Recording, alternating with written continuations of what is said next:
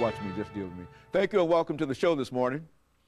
The topic this morning is the African Street Festival and the Freedom Rides revisited. And of course, we have with us to talk about the African Street Festival, Kwame LLillard, and to talk about the Freedom Rides, Mr. ACason1, a participant in the Freedom Rides. And of course, Kwame, let us welcome you as well as you, Mr. ACason1, to the show this morning, and to talk about a topic that has been revived in a real sense, Kwame, primarily because of your efforts and the efforts of others dealing with what has happened at Tennessee State University over the last several weeks. Let's start off, Kwame, by having you and later Mr. Cason to give us some information relative to your background, your education, and some of the things that were important in terms of getting you involved in the activities that you're involved in now, and then we'll talk about some other aspects of your involvement. Well, in 1961, you know, that was 2 years after the initial training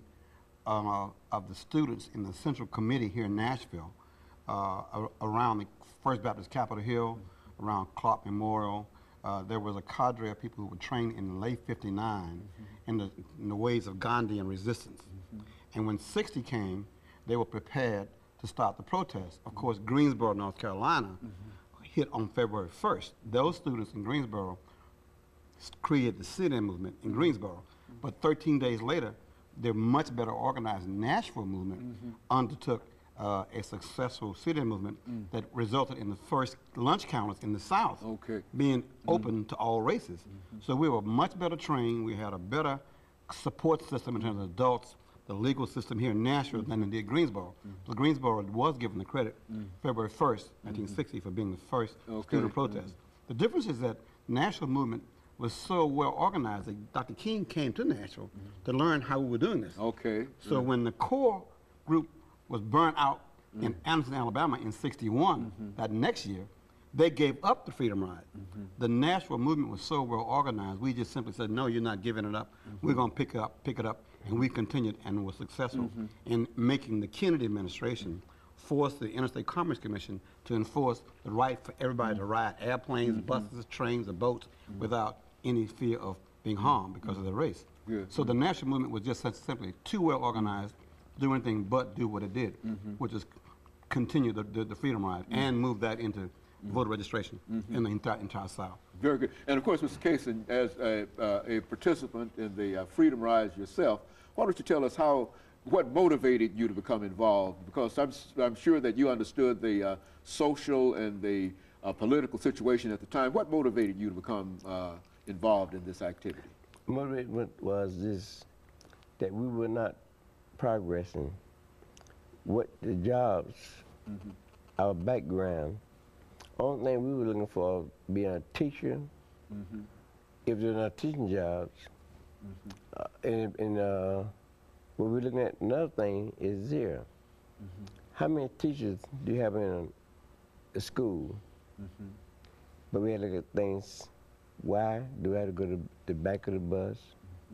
Why do I have to go to the alley? You have to urinate? Why do we do these kind of things? No. I said, I'm tired of it. My parents, they my loving parents, they grew up in this kind of situation. I was not going to deal with it.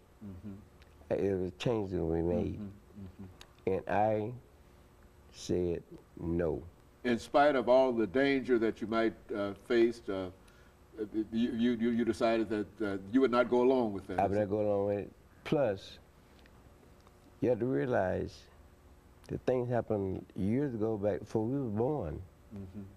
And for me, in Christ days, with people had to stand up for themselves. And now it's time for we to stand for ourselves. Even though we might die.